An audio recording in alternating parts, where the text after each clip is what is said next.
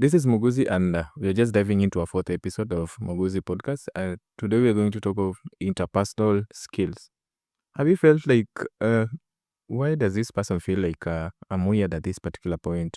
Why do you feel maybe you're weird at some kind of a thing? Because that is interpersonal skills actually influences how we relate with one another, how we talk with one another, and in the total outcome, it really forms the foundation of our total coexistence as human beings. So I really got a question from one of the loyal followers on TikTok, and I just read out the question so that we can really talk of whatever he wants or she wants.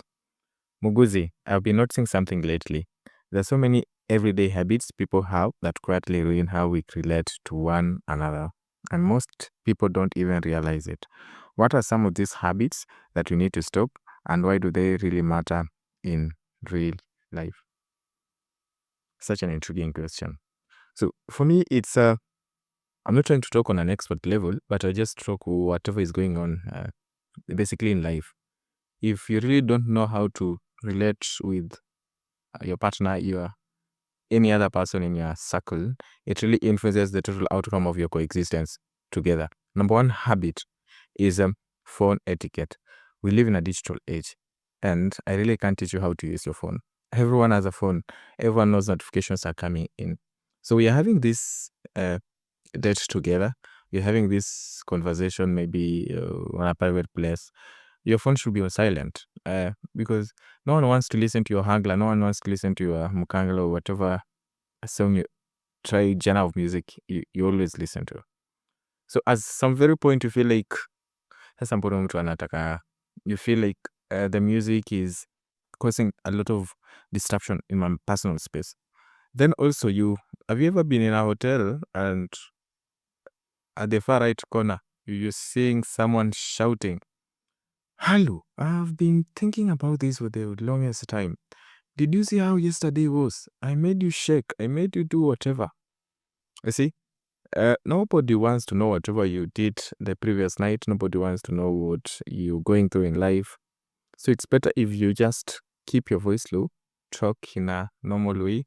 And because you said whatever you did last night, we're able to know that Mobuzi made something last night, 10 years ago.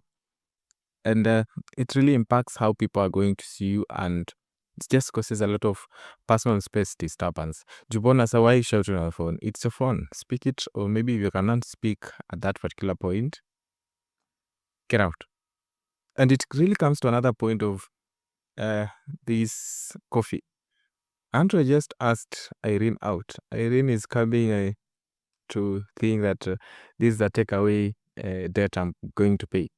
So we arrive on Irene with that particular space. Irene starts ordering, do we have chicken wings? Do you have any other kind of food other than coffee? Irene, nilisema I'm taking you out for coffee. So why can't we just have coffee on mutual talk? We able to converse in a good way. But because Irene thinks the moment I ask her out for coffee, she's going to take a takeaway kit for her kids back at home. That's one of the few things. It really ruins how people perceive you, people see you, and it really shows lack of understanding and lack of effective communication. As I said, we are going out for coffee. Some other point you feel like you just visited a friend, maybe at 2 p.m. for lunch. Then all of a sudden it's 11 in the night. Brian, what are you doing at Irene's place? It's 11 in the night. You came for lunch. Lunch is done. And because Irene says, "No, I'm okay. No, you don't have to leave." You see, you now raise your legs and put on the table and feel like that's home. Irene's just not comfortable to tell you that, hey, Brian, you really need to leave. It's 11 in the night. You came in for lunch. And at some point, you'll feel like when you visited a family and said, like, "Oh, we have an extra mattress, by the way. You can just sleep." And you just saying they really don't have an extra bedroom. Wewe mtoto wa nani unakuja unachukua the mattress and because they don't have an extra room, I mean, you lie in the sitting room. And when they have kids, early in the morning, kids are jumping over you. Hey, nataka nichukue hiyo crayons. I really need to get that crayon. And it's really shameful because if you can't read the room, read the nonverbal cues. At some point, communication is not always verbally. The no. It's something someone is communicating. So if you can't really read that and make decisions or plan yourself early, you're going to maybe influence the personal space of others, the personal space of families. Because what are you doing at that particular place at 11 and you came in for lunch? Umekula, you satisfied, you're full. You as if you're the husband of that house. You've already raised your legs and put them on the table. So it's upon us to read the room and understand the nonverbal cues of different people. And it will really save us a lot. And these are a few the habits that we really need to drop or maybe realize and maybe upscale them, maybe even get away with them and say, I'm a different person. I can really read nonverbal cues and I can really coexist with people in an efficient way.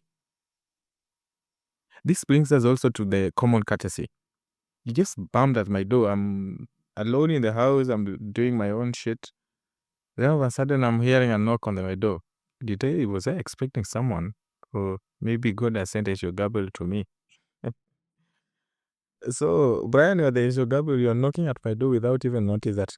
Hey, muuguzi, are you at your place? I'll be coming over maybe for kind of this inquiry.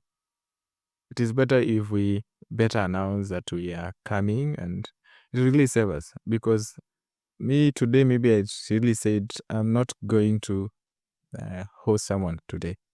And all of a sudden, I'm hearing a knock. It really creates a havoc and disturbance in the personal spaces of others. So common courtesy of saying sorry, please, I really didn't mean to.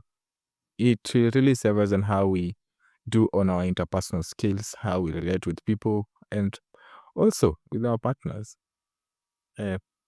Because if you really can't communicate in an effective way and say they're sorry for your doings, who do you want to take responsibility of your own mistakes?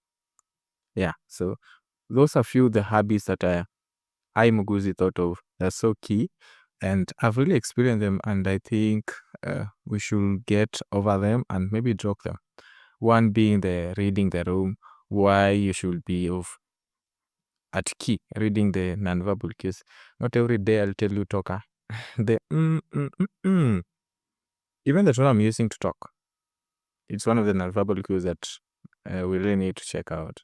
2 is the phone etiquette. Nobody wants to know the hangla or whatever type of song you listen to, whatever genre of music you listen to. We actually came for a talk, and if you really can't lower your voice when talking, people would really get to know. So muuguzi did this 10 years ago, and yeah, it's not good. And 4, we talked about common courtesy and the act of saying sorry, the act of saying please. It really shows the kind of person you are, and it prevails the prejudgment people always have on people. And 4, I talked about coffee. I just asked you for coffee. I never asked you to come and pay extra bills for your take home away kids for food. So when we are able to improve our interpersonal skills with others, it really improves how we coexist with our fellows or with even our partners, whichever kind of relationship you have with people. So this marks the end of our 4th episode. And if you haven't watched the first episode, the second episode, the third episode, all of them are on YouTube. And yeah, let us keep going. More episodes are dropping each week. And from here of host muuguzi say we explore, learn, and even diverge. Thank you and see you. Bye bye. I love you all.